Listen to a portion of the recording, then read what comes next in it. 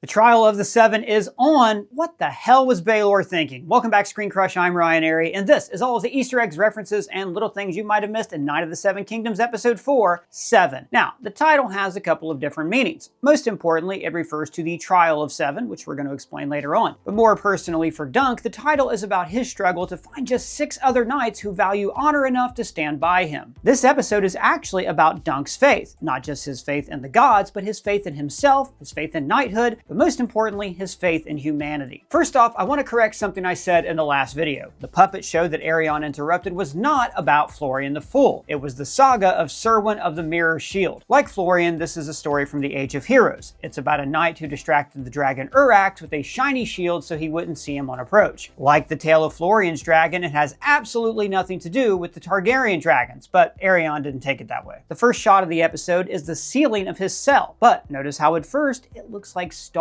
Now this is to contrast the field of stars from the end of episode 1. When Duncan slept under those stars, he took it as a sign of poverty, but Egg made him see that it just makes him unique and lucky. Falling star brings luck to those who see it. But in this episode, everything Dunk believes is then questioned. His squire is a prince, and his sense of honor seems worthless. And later, he actually sees his good luck charm as a bad omen. The shield is all painted up like death. So this opening shot is showing us this inverse. Instead of looking up at the sky, we're looking up into the ground. The good omen of the shooting star has instead brought him into a place of captivity. I should also note that in Game of Thrones, celestial objects in the sky usually indicate a person of great importance. In the original show, the red comet appeared above Daenerys, Jon, and Stannis. And the three-eyed raven was also born under a red comet a century earlier. But in Duncan's case, the question is, was the shooting star good luck, or did it doom him to fall? The star was a symbol of all his hopes that have now landed him in captivity. He is in chains for being chivalrous and doing the right thing, and in his mind, this is just not how the law should operate in a just society. So the camera tilts down into this amazing shot. A big man brought low and sitting on a bucket. He's in the center of the frame with only a tiny window, and the rain outside reflects his sorrow. But even in this moment, when the entire world is about to end for him, his soft heart reaches out and finds something small to protect. A little mouse. And then Egg shows up in full Targaryen dress. Now this of course is an inverse from their previous status. Dunk is now sitting low, while Egg looms above him. And then Egg explains himself. My uncle says I must beg your forgiveness for deceiving you. As we pointed out last episode, Egg never actually said he was a stable boy. You tend to them?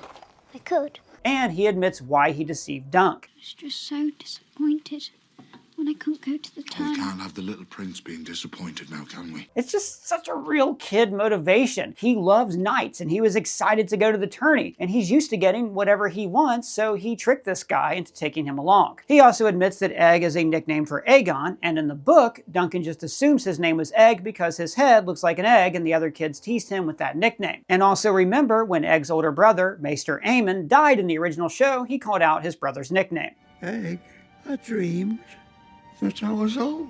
He tells him that 4 other Aegons have been king, and this is where it gets a little complicated. There have actually been more than 4 Aegons in the Targaryen family tree, but not all of them became king. The ones that did become king were Aegon the Conqueror, or Aegon I, and he had a grandson named Aegon who was killed by his uncle Maegor. More on him in a bit. So, Aegon II was the son of Alicent Hightower, who became king in House of the Dragon. This is the event that kicks off the Targaryen Civil War, called the Dance of Dragons, that we see in that show. The next king was called Aegon the Unlucky, and I'm not going to say more about him to avoid spoilers for the show. Yikes. And Aegon IV was also called Aegon the Unworthy, and he was a real mean son of a bitch. On his deathbed, he legitimized all of his bastards. Or that's nice. Actually, it wasn't. It threw the whole realm into war because he named the bastard Daemon Blackfyre as his heir. So this sparked the Blackfyre Rebellion that occurred about 12 years before this show. It was a brutal civil war that left lasting scars on the kingdom that still have not healed after a decade later. Egg tells him that he was supposed to squire his brother, Sir Darren, who was the drunk guy that Dunk met in episode 1 and who returns later this episode. Darren, though, is a terrible fighter. You know, like his uncle and dad said in episode 2. Darren belongs on a tourney field no more than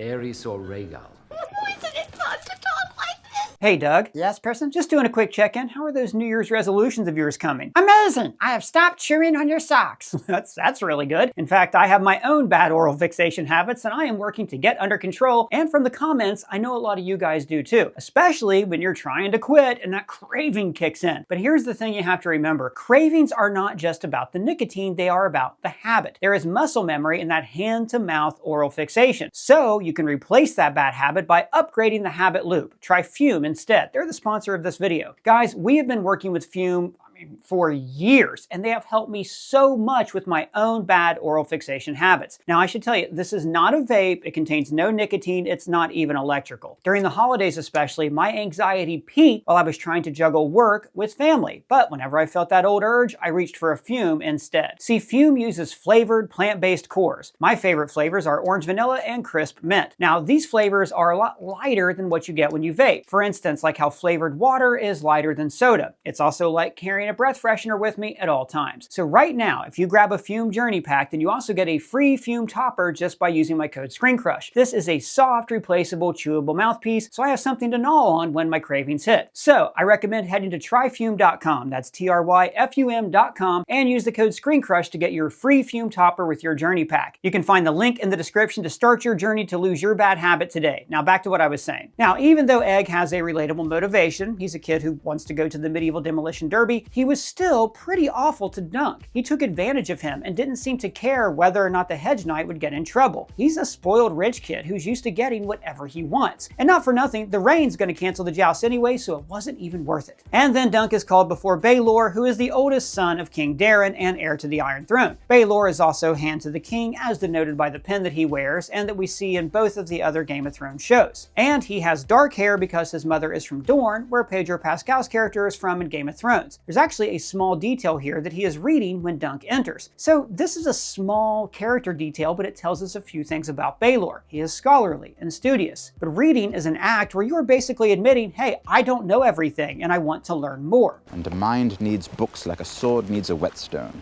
You couldn't imagine characters like Arion or even Maekor casually reading. Baelor asks Egg to fetch Dunk in a cup, and this may seem like he's treating him like a servant, but it's actually a sign of respect. Noble children are often chosen to be cupbearers, and this is considered honorable because it gives them a place at high court. A cupbearer is allowed to be in high council session and learn politics from a young age. For example, about 30-ish years after this show, Tywin Lannister would serve as cupbearer to Egg. But because cupbearers are usually children, it was especially insulting when Joffrey made his uncle Tyrion his cupbearer in Game of Thrones. Now, when Egg says that he wished his brother had died, Baelor reminds him, The Septons say we must love our brothers. And remember, the Septons are like priests in the religion that worships the seven gods, because sept comes from the Latin septum, meaning seven. Or how come September is the 9th month then? Well, September was the 7th month in the Roman calendar, which started in March. Now, there is a saying in Westeros. They say every time a Targaryen is born, the gods toss a coin, and the world holds its breath. And this is because the Targaryens have been inbreeding for centuries, which often causes insanity or sociopathic tendencies. It seems like for every kind Targaryen, like Viserys, we get an over-aggressive asshole, like Daemon,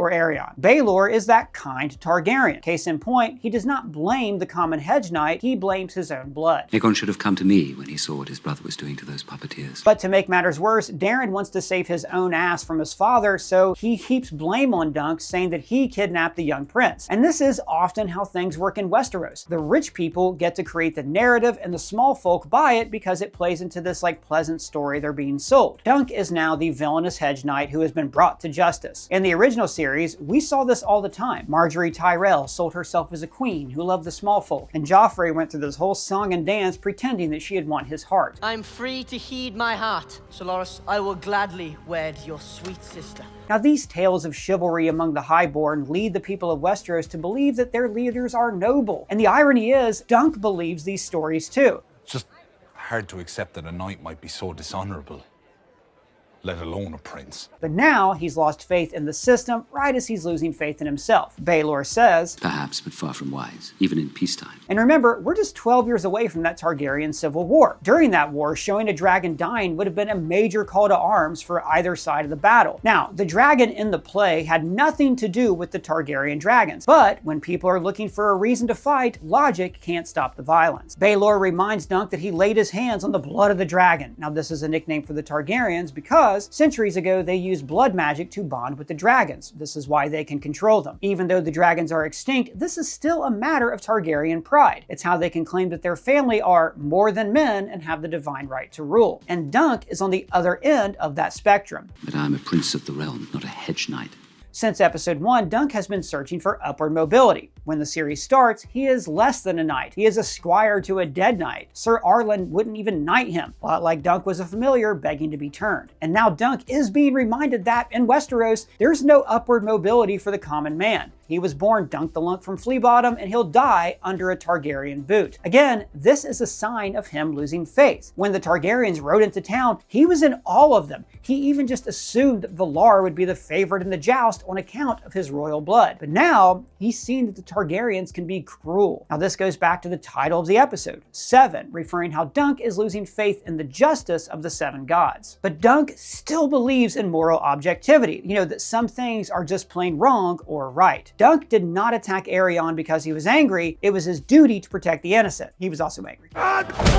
Baelor says, The last time a man struck the royal blood, it was decreed he should lose the offending hand. Now, he's not referring to a specific story that we know about. However, in the original series, Jaime Lannister had killed the Mad King and years later loses his hand. Again, it's like poetry, so if they rhyme. Now, it would be much, much easier for Baelor to just let Dunk die, but he lets him know that his own blood is the cause for his problems, and he gives him a way out. Trial by combat. Now, in Westeros, trial by combat is an acceptable alternative to a judicial hearing because it's a way for the 7 gods to render judgment in the place of men. We saw Tyrion demand trials by combat like this in Season 1 of Game of Thrones when he met Bronn, and also, most memorably in Season 4 when Pedro Pascal fought for Tyrion. You raped my sister. You murdered her. And by the way, if you want to celebrate other classic moments from Game of Thrones, check out our parody t-shirts at our merch store. We have this definition of a hedge knight, like a knight but sadder, and the My Little Squire shirt with egg, and the 3 horses as My Little Ponies. We also have the classic Cersei's wine mixer, the Team Green and Team Black t-shirts from House of the Dragon, and my favorite, the RPG shirt where Daenerys has to decide. Attack the ships or forget about the Iron Fleet. Shopping our merch store is the best way to directly help out our channel. Links for these are below. So Dunk returns to the chamber where he first met Baelor and Maekor, and notice how Arion is just casually crushing nuts with the hilt of his knife. It's a simple action that speaks volumes. One, that he can crush anything he wants, even with the blunt end of his instrument. Symbolically, this means he can crush Dunk. And to illustrate this, one of the nuts goes flying on the floor, and the lord of the house, Ashford, has to crawl on his knees to pick it up. But also, when one character is casually eating while another is in fear for their life, this is symbolically setting them up as a higher class. Think Denethor chowing down on tomatoes while he sends his son to die, or how in like Andor or Avatar, the military offers are casually drinking caffeine while overseeing atrocities. It's a way of illustrating a power dynamic, who gets to eat and who stays hungry. You're eating pistachio nuts while you're apologizing to me? Yeah, so? And there's also an air of disrespect here, like Arion can't even be bothered to stop snacking to acknowledge Dunk as a person. At the table, we also see who I believe is Lord Tyrell, the liege lord of House Ashford, as well as Maekor, Arion's father. The sigils for House Ashford line the table and the room. Then they explain the history of combat of the 7. The custom was brought over by the Andals. Now this is the second group of people to enter Westeros after the First Men. The First Men had fought a brutal war with the Children of the Forest, but after it was resolved, they actually adopted the children's practice of worshipping weirwood trees. Incidentally, at the end of this war, the children shattered the land bridge called the Arm of Dorne. In our last video, I accidentally called this bridge the Stepstones, but that is a totally different place. Sorry about that. Now the Andals then arrived by ship after the First Men, and they brought the religion of the 7 gods. And then they fought against the First Men in another war, so the First Men mostly ended up in the north. In Game of Thrones, this is why the Starks worship the old gods of the weirwood trees, which are based on paganism. And in the south, they worship the 7 gods, which are based on the medieval Catholic Church. Now, before Arion asked for a trial of the 7, he was going to have to fight Dunk one-on-one. And as we saw in the joust, he does not want a fair fight. This is why he demands a trial of the 7, where he will have bodyguards. And even then, he gets a Fossaway to pretend to be on Dunk's side, so he won't have the full complement of fighters, which means he'll have to forfeit. Arion is cheating to win, so he doesn't have to risk his own death. You are such a coward! The rain also helps to tell the story of the episode because it always reflects Dunk's mood. After his conversation with Baelor, he returns to the Elm and his horses. Now, this was once a place where he dared to dream of a bigger life. Falling star brings luck to those who see it. But now, those stars are obscured. For a moment, he thinks about running off with the horses, but he knows he won't get far. And also, just for a second, maybe he thinks the horses are answering him. Dunk! Is that you?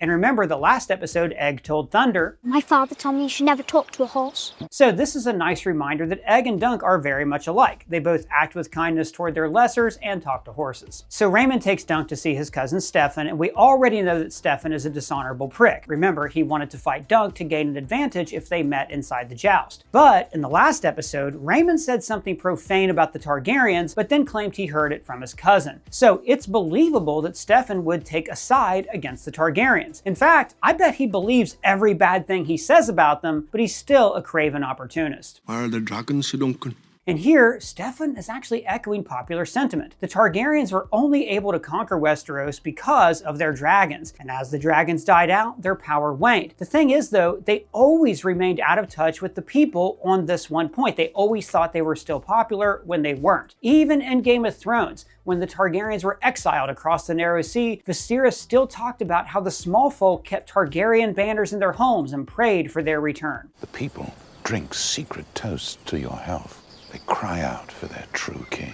And blood runs very long and very deep in Westeros. Families stay in the same land and castles for sometimes thousands of years. So Stefan says that his family has been there first, and therefore they have more right to be on the land. And by the way, he's not wrong. The Fossaways are descended from Foss the Archer from the Age of Heroes. It was said that he shot arrows off the heads of maidens who caught his fancy, which is one reason the sigil of the House Fossaway is an apple. They explained to Dunk that the fight isn't just going to be a joust. It is a no-holds-barred melee. The weapons they list are unconventional: a battle axe, a morning star, a lance of war. That's a shorter lance with a sharp tip. Now, Dunk has said over and over that Sir Arlen taught him to fight with sword and lance, but he hasn't mentioned any of these unconventional weapons. And then Stefan pumps Dunk full of hope, saying that he can bring his boys to the fight. He name drops Sir Lionel. Now, Lionel Baratheon is, of course, the absolute GOAT of the series that we met in episode 1. And by the way, I missed this at the time because I'm old and lame, but he was definitely flirting with Dunk, right? Like, I didn't catch the vibes in episode 1, but he's definitely making eyes at him later in this episode. He also mentions the Lannisters. Now, Lord Daemon Lannister, also known as the Grey Lion, is one of the champions in the joust, and we actually see him in the stands later in the episode. But I'm wondering if Stefan was actually talking about his son, Tybalt Lannister, who is sitting beside him here. And he also mentions the Brackens, specifically Otho Bracken. Now, House Bracken are located all the way up in the Riverlands, and they are sworn to House Tully. Remember, in Game of Thrones Season 1, Catelyn Stark calls on them to help her arrest Tyrion. My father counts Jonas Bracken amongst his oldest and most loyal bannermen. But the Brackens are best known for their very, very long blood feud with the Blackwoods. It's kind of like the Westeros version of the Hatfields and the McCoys. In fact, one of the first battles of the Targaryen Civil War, the Dance of the Dragons, was the battle at the Burning Mill, which was started between the Brackens and the Blackwoods. However, in the TV show, we only see the aftermath of that battle. You shan't die under my watch, sir.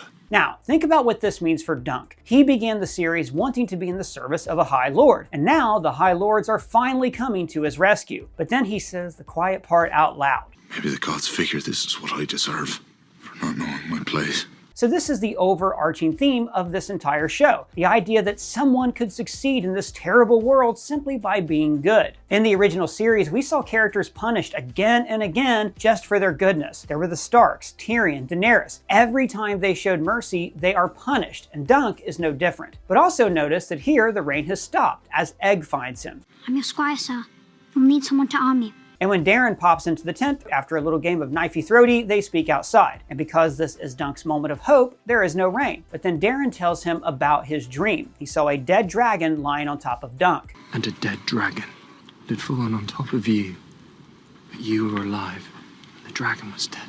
Now, this doesn't mean that a literal dragon is going to be raised from the dead and fall on top of Dunk. The dragons have already died out. So he must be referring to a Targaryen will die. But which one? No spoilers from the books if you already know. Darren also says, My dreams are not like yours.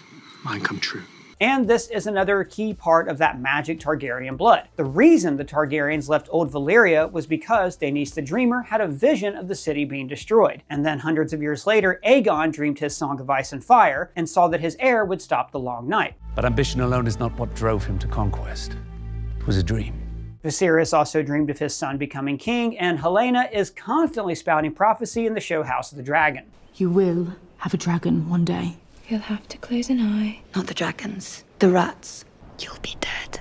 Now, to a lesser extent, Jon Snow and Daenerys also had dreams that came true, including the very ending of the series. And Daemon in House of the Dragon also saw a vision that included Daenerys. But prophecy is also a tricky thing. It often makes people try to prevent their fate or control it, which inadvertently causes that fate to happen. Daeron brings the news that his father Maekor is fighting alongside his son, and bringing along 3 of the Kingsguard. Now, these are the best knights in the kingdom. And then Egg clarifies why he wants his brother to die. He once threatened him with castration, but more importantly... And he threw my cat in the well too. What? That monster! I know, man, it's a sick SOB. But here's where I want to point out a bit of Game of Thrones lore. In the show House of the Dragon, the castle Ratcatcher led an assassin into the queen's chambers where they killed her child. Now, their nicknames were Blood and Cheese, and afterwards, Aegon ordered every ratcatcher in the city to be killed. The Ratcatchers! Oh, I had them hanged. But afterwards, to control the rat population, they brought in hundreds of cats. This is why there are so many cats in Game of Thrones, like the one that Arya chased during her training, or like the best character in the show. Oh, aren't you a proper fellow? That's a pounce. And I love this really subtle dig at the Fossaway sigil. A pity he wasn't born a Fossaway. Then he'd think himself an apple. The Fossaways are very, very proud of their apple heritage. Though he is the senior branch of the apple tree, will you join me in my tent for a cup of cider? We make it ourselves. Outside, Daeron speaks wistfully about the age of dragons and says, Now they're all gone, but we remain. This is a subtle way for him to acknowledge how small and pathetic the Targaryen house has become. The greatness has left the land, and they are all that's left. And he doesn't think that they are up to the task of controlling the 7 kingdoms. And as soon as Daeron leaves, the reign starts back again as Dunk once again feels hopelessness. He wanders into the puppet tent and looks at Tansel's puppet of Florian the Fool. Now, the story is about a fool who pretends to be a knight, but in doing so, he proves his valor and actually does become a famous, courageous knight. And during the show, Tansel says, "All men are fools.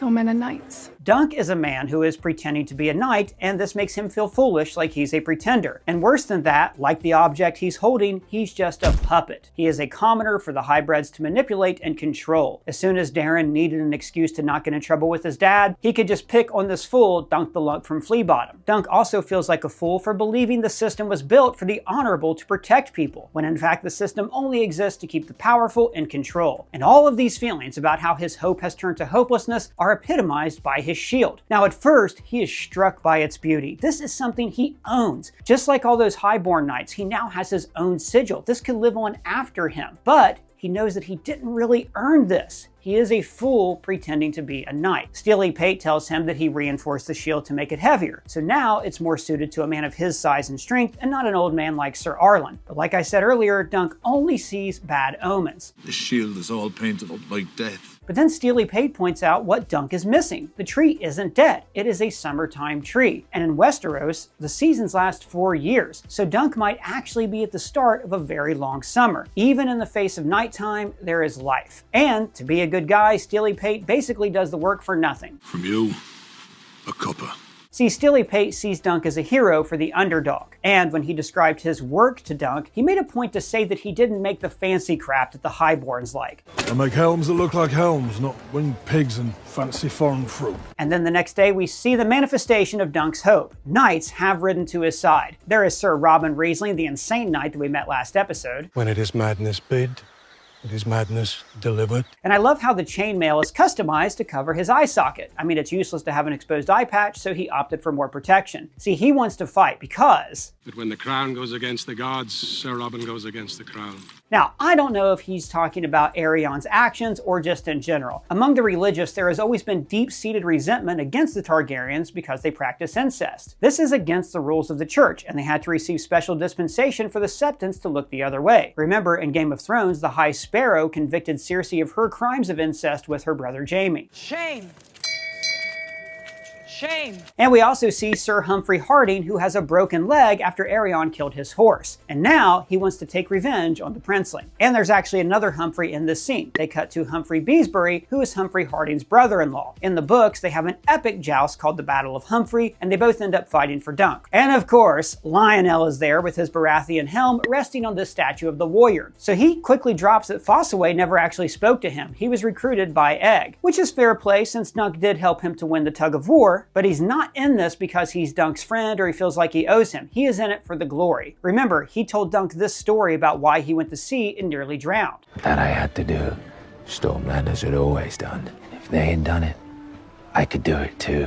He also gave a speech about the first joust. Basically, this is a guy who loves combat and history and wants to be a part of both. He says there hasn't been a fight of the Seven in 100 years, and the last challenge was 42 years after Aegon's conquest, when his son, Maegor the Cruel, was king. See, Maegor was, even for Targaryen standards, a major asshole. He took the throne by killing his brother. Now, in this time period, the Faith Militants, who were basically a private army of the church, rose up against him. Then a knight named Daemon Morrigan challenged him to combat of the Seven. Maegor was the last man standing in the melee, but afterwards he spent weeks in a coma. But Dunk is 3 people shy after Stefan turns on him, so this means he'll have to forfeit. And by the way, Stefan's armor is adorned with apples and gold because their house sigil is an apple on a gold field. This symbolizes that they make their money from brewing apple cider. So then Maegor shows up in totally badass armor that looks like it was forged in Mordor. And then Raymond asks to be knighted, but notice Dunk's hesitation. He knows that he can't actually knight Raymond because he's a pretender. He doesn't mind deceiving others for his own sake, but he doesn't want to pass this dishonor onto a good man like Raymond Fossaway. Now in the book, Dunk also hesitates and says that he doesn't know the words, which is why Lionel steps in. Now, the idea that a knight can make another knight, not exactly a medieval tradition. Squires actually had to go through rituals like staying awake in a church all night to pray. But this custom did lead to one of the best moments in Game of Thrones' final season when Jaime Lannister knighted Brienne of Tarth with these words. In the name of the Father,